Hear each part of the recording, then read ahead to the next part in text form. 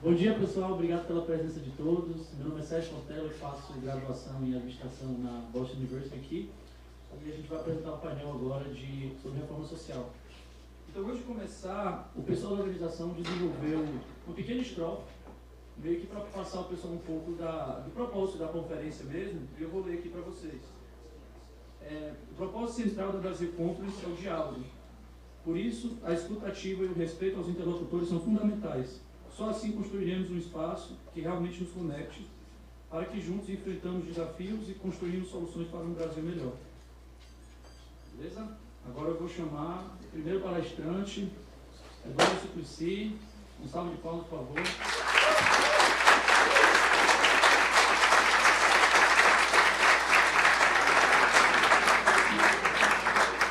O Eduardo Suplicy é economista, administrador e já foi professor universitário.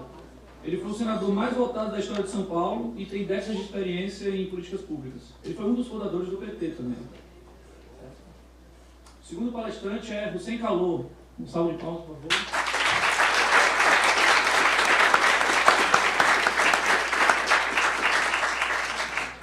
Hussein é pesquisador de ciências políticas em Harvard, foi consultor sênior do Ministério de Relações Exteriores e diretor-geral do Departamento de Relações Exteriores do Supremo Tribunal Federal. Nosso terceiro panelista é Olavo de Carvalho.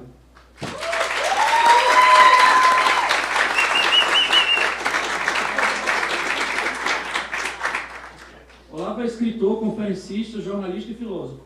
Foi professor da PUC, professor da PUC do Paraná e trabalhou na Folha de São Paulo, Época e o Globo, entre outros jornais de estado. Agora o nosso moderador, Pedro Henrique Cristo.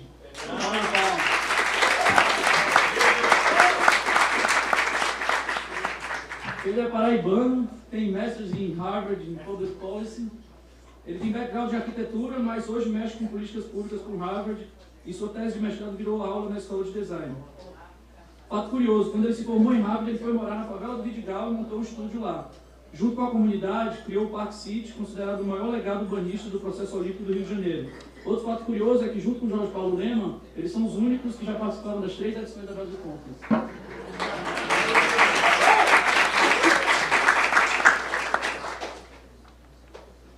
Bem, todo mundo sentado, por favor.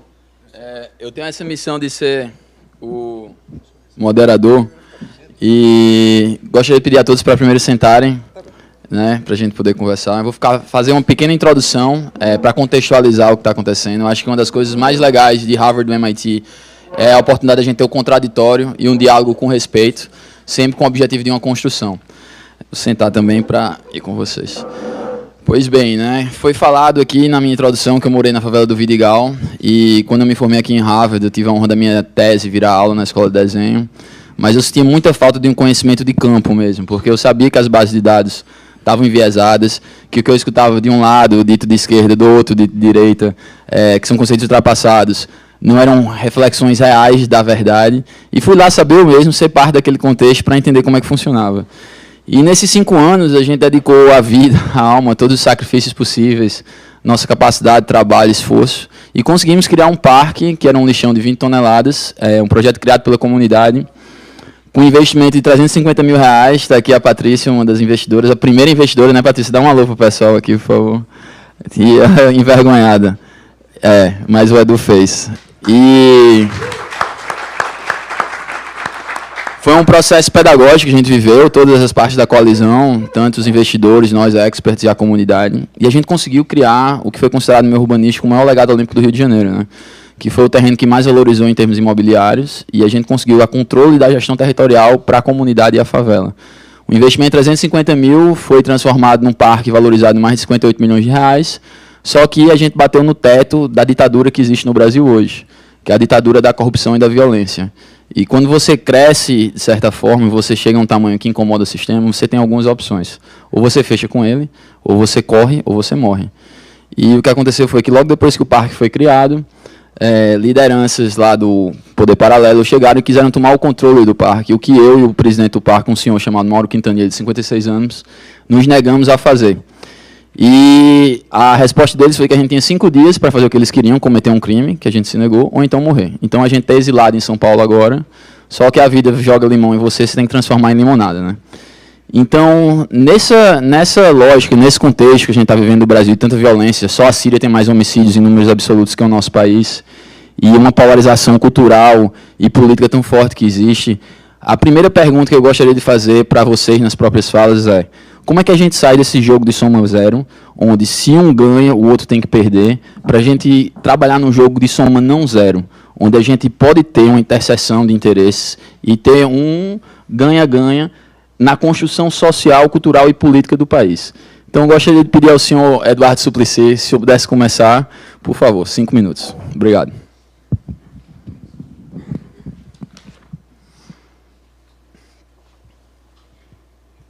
Muito obrigado. Para mim é uma honra aqui estar convidado por vocês de Harvard University, do MIT, para participar desse simpósio de extraordinária qualidade. Cumprimento tantas pessoas de enorme importância que, inclusive, nos honram com a sua presença, a começar com o presidente do Supremo Tribunal, Gilmar, presidente Cláudia Costin, Alessandra Molon, e tantos outros que vejo aqui, e gostaria de cumprimentar, então, Hussein Kalaut, Olavo de Carvalho e Pedro Henrique. E respondendo à sua indagação, acho que é importante, cumprimentando-o pelo trabalho extraordinário ali no Rio de Janeiro, que possamos avançar para construir uma sociedade justa, civilizada, fazer do Brasil um país com muito maior grau de fraternidade, solidariedade. Para isso, nós precisamos levar em consideração aqueles valores que não sejam simplesmente a busca do interesse próprio, de se levar a vantagem em tudo, mas valores tais como aqueles que estão expressos, por exemplo, em I Have a Dream, de Martin Luther King Jr., que mostra como precisamos levar em consideração esses valores para que um dia possamos todos estar juntos na mesa da fraternidade, desde aqueles que são filhos de ex-escravos e também aqueles que são netos ou filhos de ex-donos de escravos.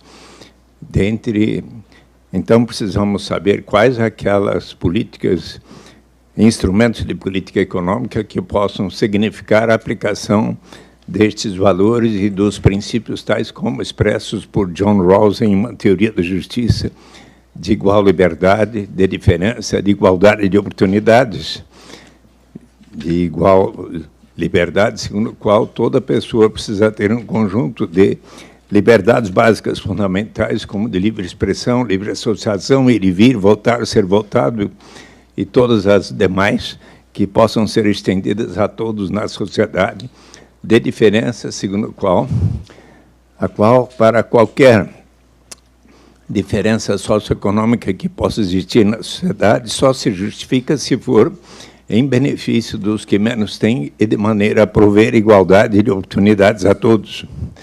Suponhamos aqui que sejamos um bom time de futebol, de basquete, mas dentro desse time tem pessoas como o Pelé, o Garrincha, o Neymar, a Marta, a Hortência e a Paula. Então, nós vamos conversar com eles, olha, vamos definir a remuneração de cada um. Como vocês são craques excepcionais e nós queremos atingir o maior objetivo possível, ganhar o campeonato este ano, e vocês têm uma remuneração melhor do que a nossa, mas também nós vamos ganhar alguma coisa, não tanto quanto vocês, chegamos a um consenso, e aí as diferenças são de maneira a se justificar por igualdade. Instrumentos podem caminhar nessa direção. A boa educação para todos, as crianças, os jovens, os adultos, para os que não tiveram boas oportunidades quando eram crianças.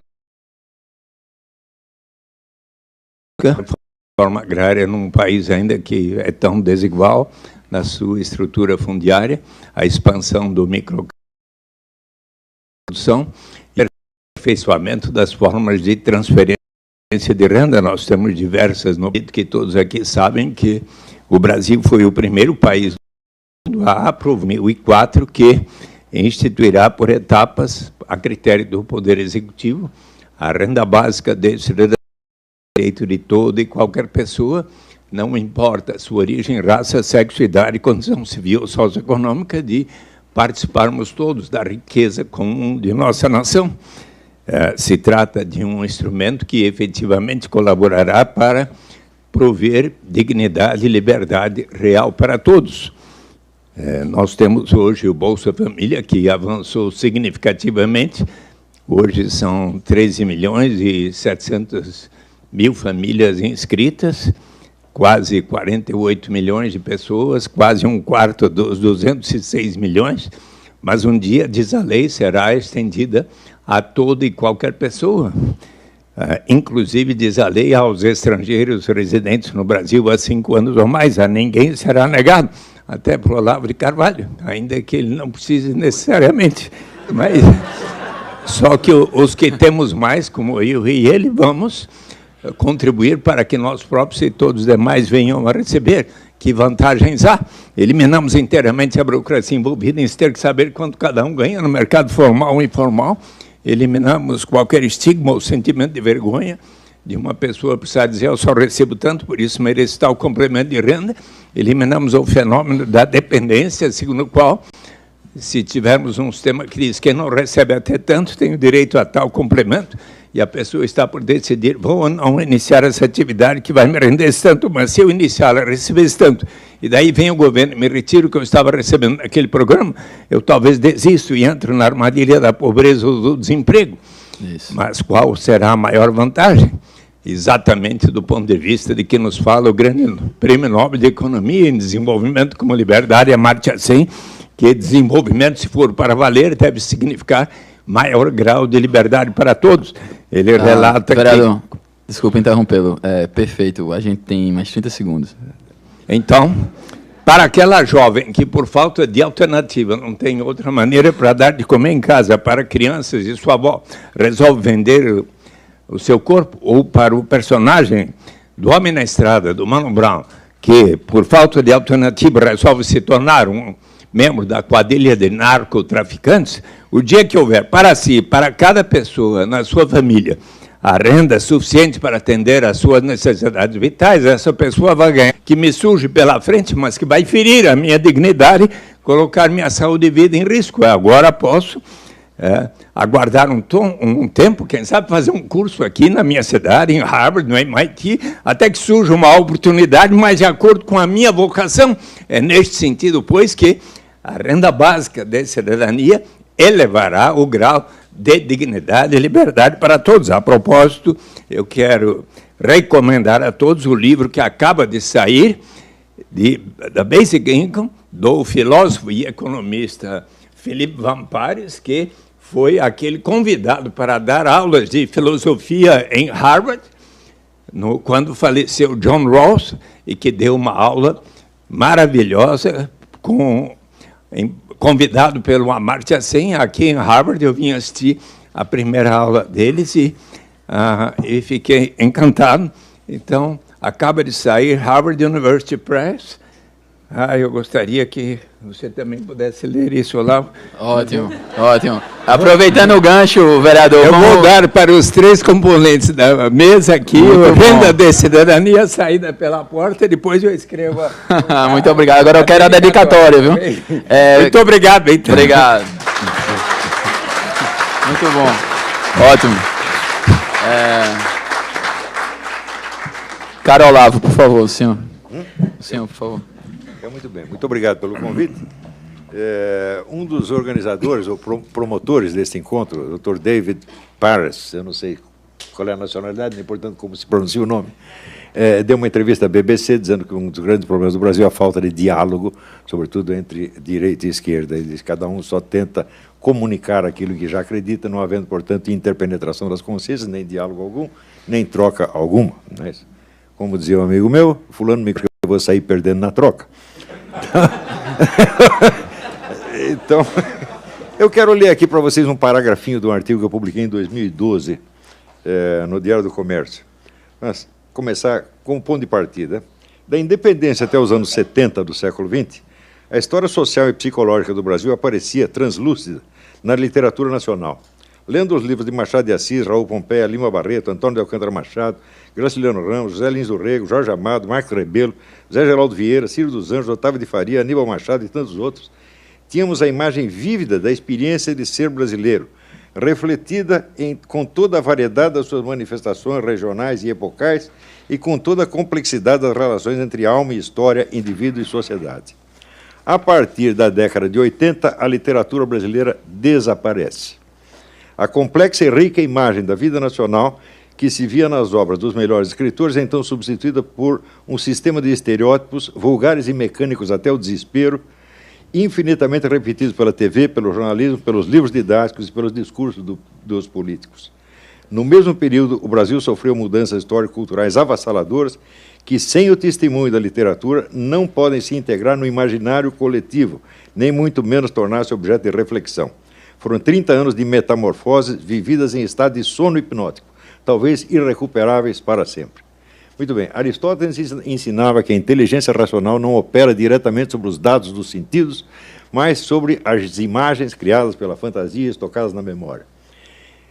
Coletivamente, a literatura, a arte em geral, mas sobretudo a literatura, corresponde ao imaginário no qual as pessoas de uma determinada sociedade se reconhecem.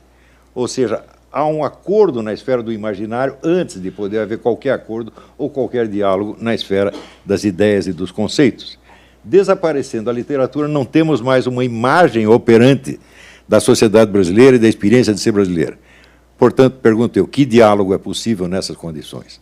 Aquilo que as pessoas não conseguem sequer imaginar ou vislumbrar juntas, como vão discutir sobre este enigma, sobre este nada, sobre esta pura interrogação? O resultado acaba o diálogo, evidentemente. Não é culpa de ninguém. Não podemos dialogar porque não temos diante de nós o objeto imaginariamente representado chamado Brasil. A imagem se fragmentou em 1000 estilhaços, nós temos imagens grupais, imagens partidárias, ideologias partidárias, que são imagens, vamos dizer, fragmentárias, e entre esses elementos soltos não pode haver diálogo de maneira alguma.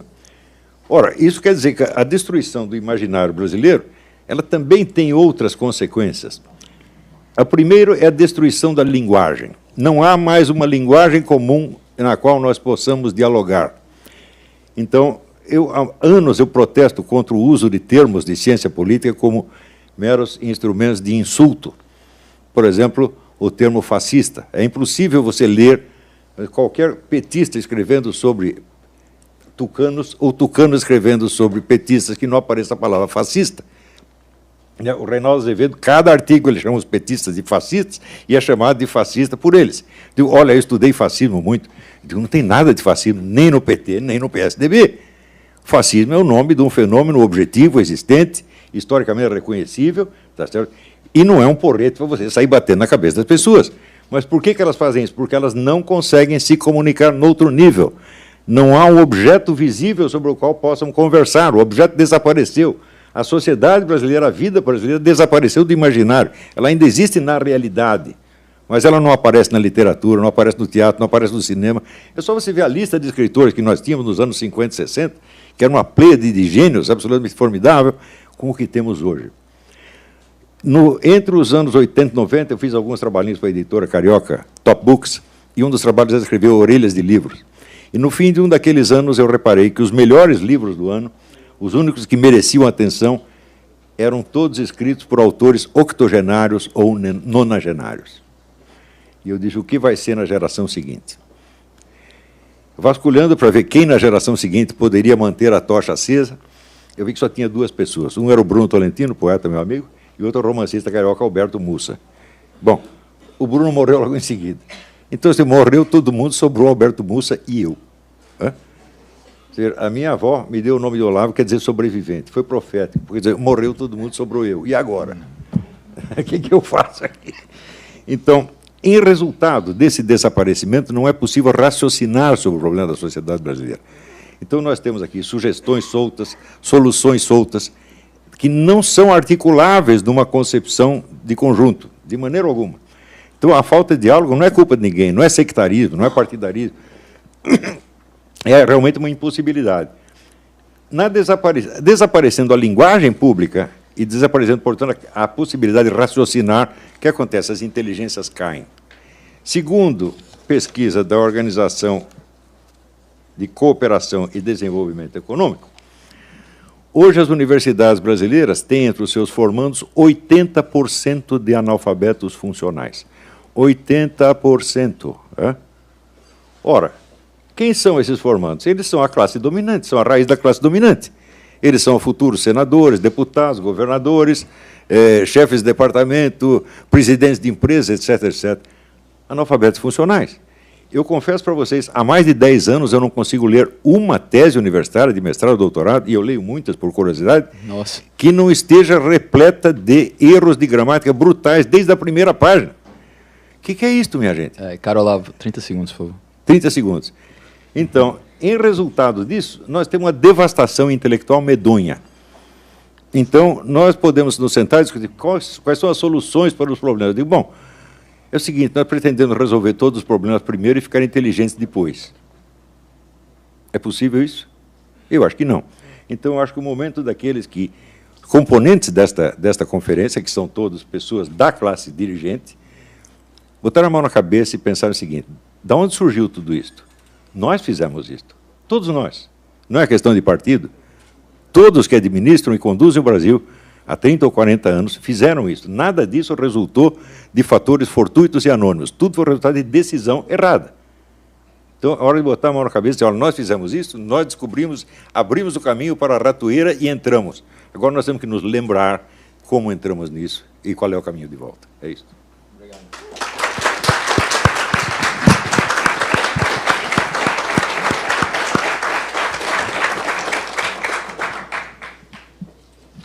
Bom dia a todos. É um prazer estar aqui novamente na cidade de Cambridge, depois de 4 anos que eu vivi aqui. Retornei há pouco tempo ao Brasil, há cerca de 2 meses, para me juntar ao governo federal. Eu vim preparado para tentar amortizar as faíscas que sairiam do embate entre o Olavo e o Suplicy, mas vejo que eles se tornaram grandes amigos logo na entrada aqui. De modo que o meu papel aqui vai ser secundário.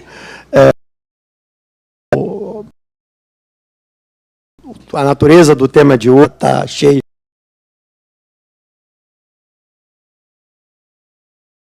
de dimensão e do Brasil deveria dar a essa temática em toda. Então, eu vou ser extremamente que no Brasil se criou a mania projetos sociais. Eu acho que isso é um dos projetos sociais. Cuidado na sociedade. O Olavo trouxe um ponto também muito importante, que a gente não tem uma visão de país para a gente almejar, trabalhar por ela, falta essa objetificação do que é o Brasil e essa identidade. E o Hussein traz essa narrativa que é fundamental, de que ninguém é dono de nenhuma reforma social, que isso são projetos de Estado. Nesse sentido, a minha próxima pergunta para vocês três, de forma um pouco mais rápida vocês responderem, quais seriam as 3 reformas de Estado, não de governo, que dependem de 12 a 20 anos de trabalho de partidos de centro-esquerda, centro-direita, de centro e outras vertentes, que cada um de vocês proporia e que vocês acham que vocês proporiam em comum, que vocês concordam? Se puder começar, o Suplicy, e depois chega para você, Hussein. Por favor, vereador. Bem, primeiro quero dizer que estive muito de acordo com algumas das suas observações sobre a necessidade de dialogar mais. Eu não costumo chamar meus adversários de fascistas e também não sou assim chamado, mas eu acho que é importantíssimo estarmos desenvolvendo o diálogo e chegarmos a objetivos comuns. Eu quero ressaltar a proposta da renda básica de cidadania, foi aprovada em dezembro de 2002 e em dezembro de 2003, no Senado e depois na Câmara, por todos os partidos. Então, eu acho que, tipicamente, isso pode alcançar, só que precisamos levar em consideração, quero propor ao Hussein que, aliás, como secretário, constituir um grupo de trabalho, acredito que possa ser chefiado pelo IPEA, onde há economistas, por exemplo, como o Serguei Soares e Pedro Herculano, que fizeram um estudo em 2011, por exemplo, comparando o Bolsa Família, o salário família e o desconto de imposto de renda permitido para cada pessoa que ganha muito, mas que pode descontar o imposto de renda por dependente até 16 anos, e sendo que esse é maior que os outros dois, mas uma renda base dos brasileiros para usar a instituição como um primeiro destes 3 instrumentos que podem ter a sua consecução o mais cedo possível. Ressalto que mais e mais países em todo o mundo estão implementando formas de renda básica de cidadania, mas a mais bem-sucedida, se me permitem aqui, eu vou precisar 2 minutos para falar, falo no final, é o que acontece. Guarda para o final, por favor. Eu falarei quando tiver outra oportunidade, mas vou contar o que acontece no Alasca, mas também em Macau, que eu visitei desde 2008. A Finlândia começou a experimentar neste ano. Utrecht e 20 cidades da Holanda querem experimentar, a província de Ontário, no Canadá, também, e assim por diante. E, claro, que o outro ponto importantíssimo é a melhoria da qualidade de educação para todas as pessoas, e sobre isso vocês vão ter aqui a palavra de tantas pessoas que vão falar a respeito, como a Cláudia Coutinho, o Cláudio Haddad e tantos outros. E eu acho que também avalio como muito importante que estejamos implementando, estimulando as formas de economia solidária, de cooperativas, que constituem um outro instrumento formidável para se atingir maior igualdade. Obrigado.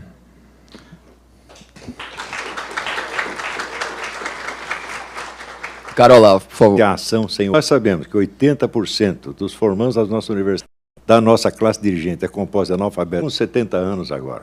Basta pegar as e a ausência de cooperação positiva entre elas. Você pega uma universidade como, por exemplo, a minha Universidade de Brasília, pega na área de ciência, talvez na área de biologia, estão avançados. Uma outra universidade federal, que fica a menos de 300 quilômetros nessa mesma área, ela é absolutamente carente, ela é absolutamente disfuncional, mas ela é boa em outra coisa. Então, os nossos centros de pesquisa entre as universidades não são interconectados. Eles operam de forma totalmente descoordenada e dispersa. Tá? A gente não consegue organizar de modo orgânico e até sistêmico os nossos melhores centros de pesquisa. Eles operam de forma, digamos, fragmentada. E isso graças ao modelo que nós temos. Eu estou falando de universidade pública, privada é outros 500, mas o modelo de universidade pública no Brasil é muito ruim. Tá? O que é preciso fazer? Uma reforma? Sem dúvida nenhuma. Mas reforma toca quê? Quebra de monopólio. Como é que se quebra o monopólio? Eis a discussão. E isso, me parece que o Congresso Nacional está um pouco ausente desse debate sobre essa reforma específica no ensino superior. E a ausência de um consenso. O Brasil é um país que não produz ciência. Ponto. Não se investe em ciência. O investimento em ciência é entendido como gasto, não como matéria de segurança nacional, como disse, ou como projeto de Estado. Vá em qualquer universidade federal o dia que você precisa fazer uma pesquisa sobre qualquer coisa. Se você conseguir tirar R$2.000, por favor, me procure que eu te dou outros 2.000 iguais. Não se consegue. Tá? Então, eu acho que nós precisamos reorientar as nossas prioridades, e especialmente no campo educacional. Tá? E isso não quer dizer, se a gente focar na primeira infância, não tem que focar na qualificação dos professores, não tem que focar na reforma do ensino superior universitário. Qual é o estímulo dos professores universitários, dos pesquisadores universitários no Brasil? Por exemplo, o sujeito que quer desenvolver uma pesquisa não tem recursos, não tem instrumentos, não tem meios. E, literalmente, a nossa academia, desculpa o termo, vai se emborrecendo. E nós passamos a ter o quê? Fuga de cérebros. E esse é um dos grandes fenômenos que o Brasil sofre hoje. Não sei se eu respondi, mas eu acho que as nossas prioridades deveriam se concentrar nesse campo como uma agenda social fundamental para o nosso desenvolvimento.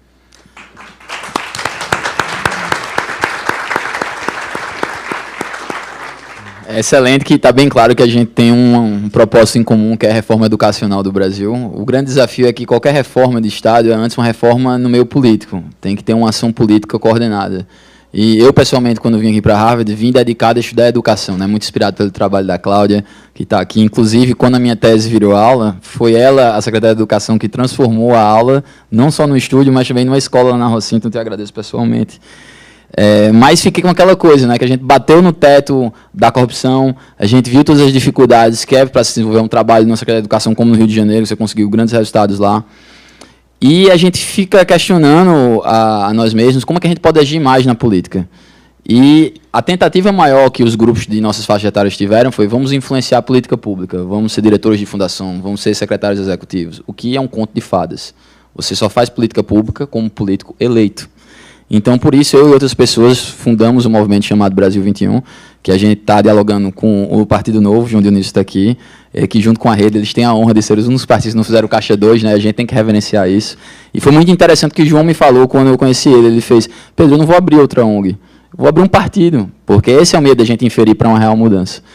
Então, na arena política, temos que trabalhar agora pela questão das coligações, para fazer uma reforma de Estado. Para a gente abrir para o pessoal aqui para as perguntas, que coligações possíveis cada um de vocês vem de forma bem rápida e sucinta, capazes de liderar essa reforma de Estado que o Brasil precisa, enquanto nossa janela demográfica se fecha nos próximos 15 anos, e a gente já tem uma previdência caríssima, vai ter ainda mais caras, sem nenhum ganho de produtividade nem valor agregado na economia. Por favor, se você. Queria aqui... Encontrei uma divergência com o Olavo de Carvalho, porque ele disse que está com 5 anos menos do que eu e não tenciona propor em vida que ele consiga almejar, conseguir uma meta. E eu quero dizer que, embora com 75 anos, um dos objetivos principais do meu restante de vida é, enquanto eu estiver vivendo, ver a aplicação da renda básica de cidadania no Brasil, e me empenharei e quero ver se consigo até que ele se junte a essa coligação, porque se nós formos ver, e ele vai observar que quais os filósofos que são a favor dessa medida, desde o Aristóteles, o Confúcio, no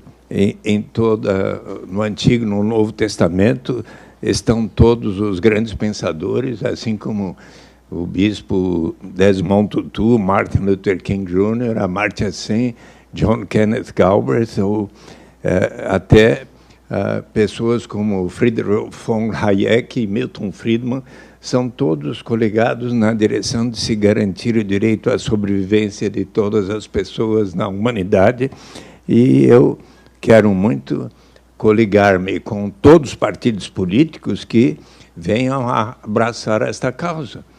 É isso. Muito bacana, muito bacana.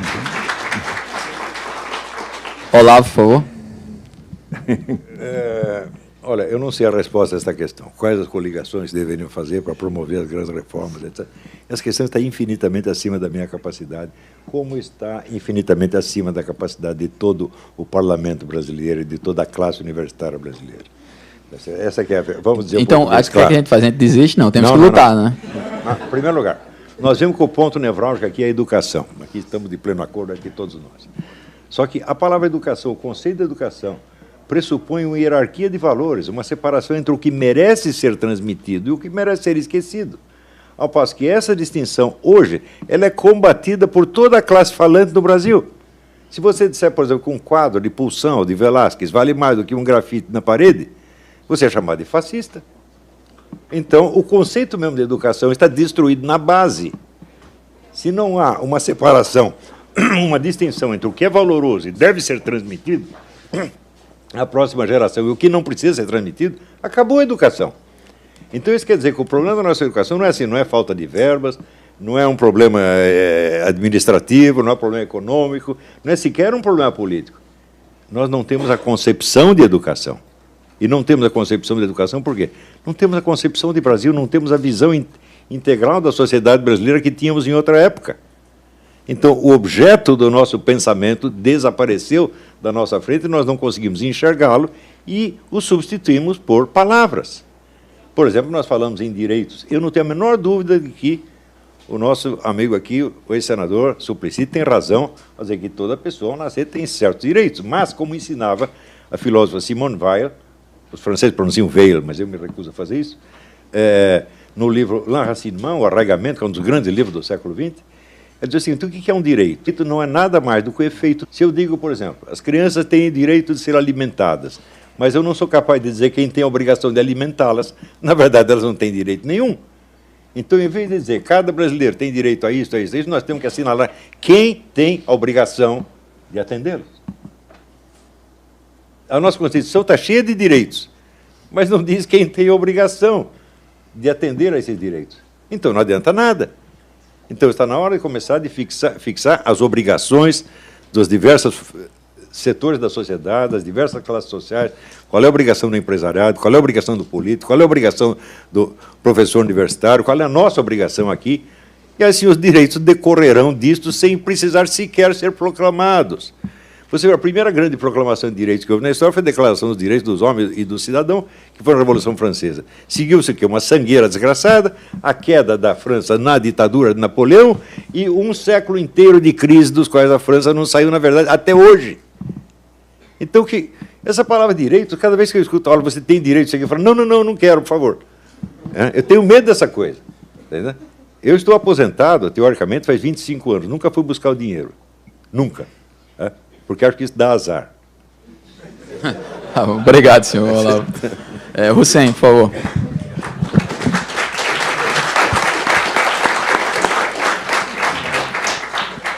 Pedro, respondendo objetivamente a tua pergunta, eu acho que não é tão relevante quais são as coligações políticas no Brasil que vão se entender em torno de um tema pontual, seja ele educação, reforma social focada, enfim, em redução da pobreza ou outra coisa do gênero. Até porque essas coligações elas se modificam posteriormente, né? Elas sofrem transmutações. Então, o que importa, de fato, é um pacto de Estado em torno de alguns temas pontualmente, em que todos estejam comprometidos a implementar essas reformas. Isso que importa. Não importa se você vai fazer uma coalizão entre 5, 6, 10, 15 ou 20 partidos políticos, se ao cabo, 6 meses depois, essa coalizão ela vai ruir, os 6, 7 delas, 6, 7, 8 partidos saem dessa coalizão. Isso é irrelevante, na verdade. O importante é quais são as prioridades, como executar essas prioridades, qual é o compromisso de cada partido com essas prioridades, ok? E que resultados nós queremos. Isso que importa. E aí, se você tem isso definido, você muito mais facilmente consegue organizar o sistema político em torno disso. Essa é a minha resposta. Quem diria, hein? Quem diria, Hussein, que nessa mesa quem ia discordar ia ser nós dois. Pô, nós estamos quase ganhando um prêmio Nobel da Paz. Exatamente. Aqui. Mas, em resposta, eu acho que sim, as coligações ruins, e se com coligações elas já ruins, imagina sem, né? Na prática a gente tem visto um pouco diferente, mas essa opinião é válida também. Queria abrir para 2 perguntas, um homem e uma mulher, por favor, quem está interessado? Ela ali, por favor. Se apresenta e, por favor, a gente tem uma regra lá em Harvard, e aqui no MIT também, que você tem que fazer uma pergunta, tá certo? Tá bom. É isso. Exatamente.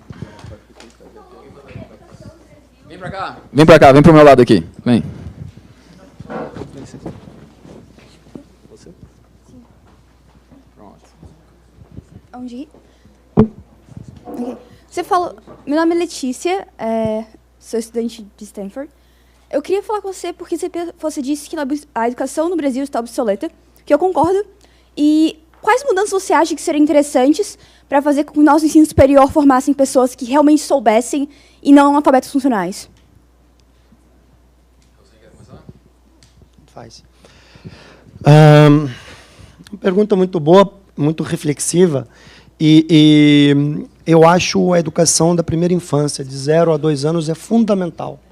0 a 3 é fundamental para a formação daquele jovem brasileiro. Isso é um ponto estrutural. Segundo, a capacitação do professor que vai orientar, cuidar dessa formação básica inicial.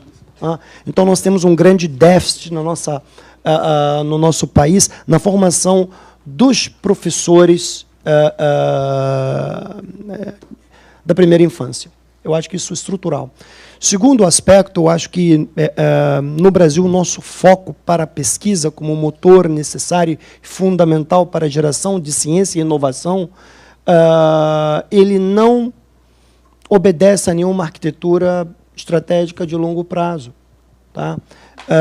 Os investimentos, eu concordo com o Olavo em algum sentido, dinheiro tem, pessoas competentes existem no nosso país, mas talvez o que falta na minha percepção como acadêmico é uma orientação estratégica, a definição de prioridades, como fazer, por que fazer, qual é o resultado que nós queremos. Isso tem pouco a ver também com uma identidade de país, que país nós queremos ser, né? Que país nós almejamos ser, qual é a marca Brasil, né? É isso que eu acho. Por favor. Está dando para me ouvir? Não. Alô, oi, boa tarde, bom dia. A minha pergunta é para o senhor Olavo de Carvalho. Eu fiquei muito impressionada com esse dado de 80% de analfabetismo funcional entre formandos. Eu fui olhar o estudo de 2015 do Instituto Paulo Montenegro, que faz um estudo anual sobre analfabetismo funcional no Brasil, e o dado que eles estão apresentando é de 99% de formandos em ensino superior alfabetizados funcionalmente, e 71% das pessoas que entram no ensino superior alfabetizadas funcionalmente. A minha dúvida é, de onde vem esse dado? Tá. Porque eu acho que essa discussão precisa ser embasada em algum nível de realidade. Tá. Com certeza. A evidência científica é sempre importante e agradecemos a pergunta.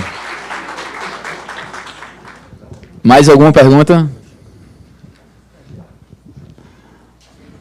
E vamos encerrar aqui, gente. Infelizmente, eu também queria continuar mais meia hora. A gente tem muito para conversar, mas a gente continua lá fora, tá certo?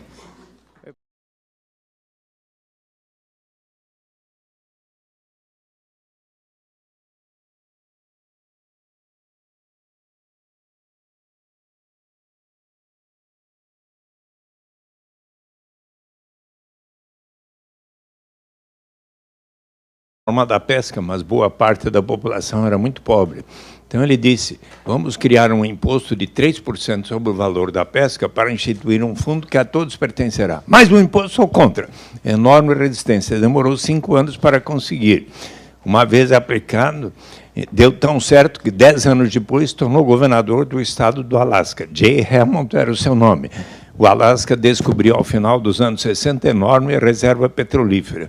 Em 1976, o governador J. Hammond disse, nós precisamos pensar não apenas na geração presente, mas na vindoura, pois o petróleo e outros recursos naturais não são renováveis. Vamos separar pelo menos 25% dos royalties decorrentes da exploração do petróleo e recursos naturais para instituir um fundo que a todos pertencerá. Quis que todos apreciassem, debatessem e votassem. 76 mil disseram sim, 38 mil não, 2 para 1 venceu. E desde então, aqueles 25%, por alguns anos foi 50%, dos royalties passaram a ser investidos no Fundo Permanente do Alasca em US Bonds, título de renda fixa, ações de empresas do Alasca, contribuindo para diversificar a sua economia. Dos Estados Unidos internacionais podem ver no Alaska Permanent Fund ações de mais de 100 empresas brasileiras, que significa que nós contribuímos para que isso exista lá, empreendimentos imobiliários. O fundo passou de $1 bilhão no início dos anos 80 para 55 bilhões de dólares hoje. Cada pessoa residente no Alasca há 1 ano ou mais passou a receber, desde que ela era residindo há 1 ano ou mais, nos primeiros anos 300, 400, 500, em 2008, quando o preço do petróleo foi lá para cima, $3.269 por pessoa. Desculpa, é porque a gente está esgotado. Pai, mãe, 3 crianças, deu $16.300. Isso foi no último ano de Sarah Palin. Consequência, para concluir. Alasca, 1980, mais desigual dos 50 estados norte-americanos. Hoje, junto com Ítaca, os mais igualitários dos Estados Unidos, constitui suicídio político para qualquer liderança do Alasca propor o fim deste sistema. Um exemplo muito bem sucedido. Permita só que eu falei presidente do Supremo Tribunal Federal, hoje é a Carmen Lúcia, mas ele é presidente do TSE, o Gilmar Mendes. Obrigado. Muito obrigado.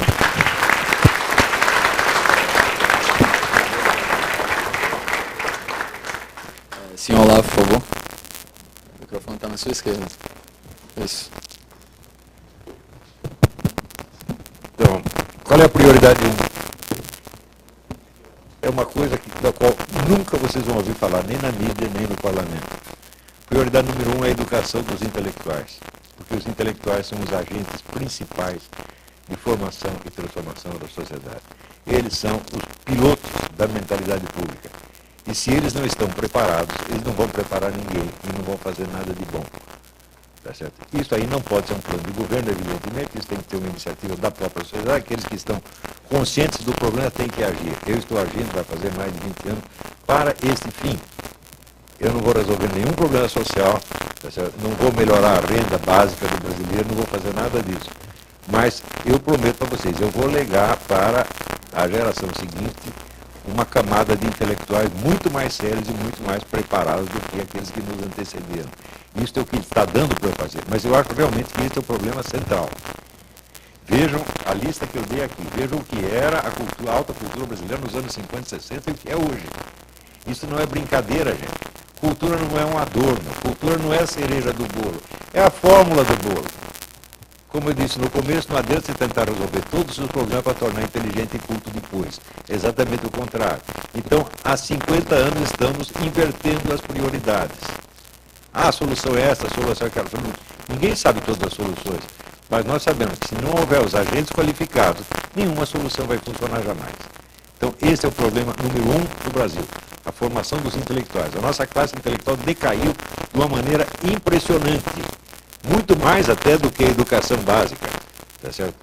Se você comparar a qualidade do debate intelectual no Brasil nos anos 50 e 60, o que tem hoje é uma coisa de você chorar. Ótimo, obrigado. Hussein, palavra rápida? Tá bom, então eu vou pegar a palavra do Hussein e vou usar para mim. Pedrão, eu acho que o grande problema é a questão da segregação, né? O James Baldwin, que é o intelectual do movimento civil americano, falava que segregação é a convergência de apatia moral e de ignorância. E as nossas elites intelectuais, profissionais, na verdade, são muito apáticas moralmente em relação aos problemas da nossa sociedade, são muito ignorantes em relação às realidades que as pessoas vivem. Lá em Poá, onde o Edu Lula faz um excelente trabalho, no Capão Redondo, na Janaína, fez toda a sua vida, seu trabalho foi eleito vereador em São Paulo. Então, eu acho que a gente em Harvard, no Haiti, precisa de uma educação também. Foi por isso que eu fui morar na favela, para saber qual era a realidade. Eu estava de saco cheio de ouvir do PT e do PSDB coisas que não eram reflexo do que acontecia. Então, vamos trabalhar juntos todos. Eu fiquei inspirado de vocês. Agradeço muito a elegância, a diplomacia, o nível intelectual da discussão e os dados.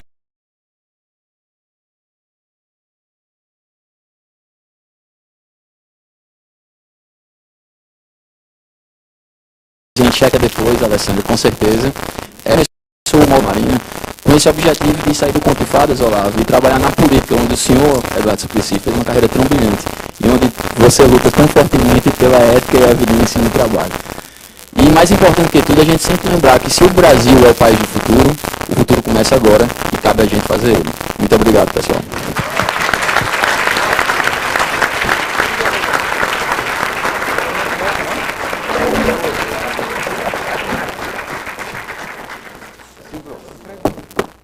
Se alguém quiser uma cartilha do...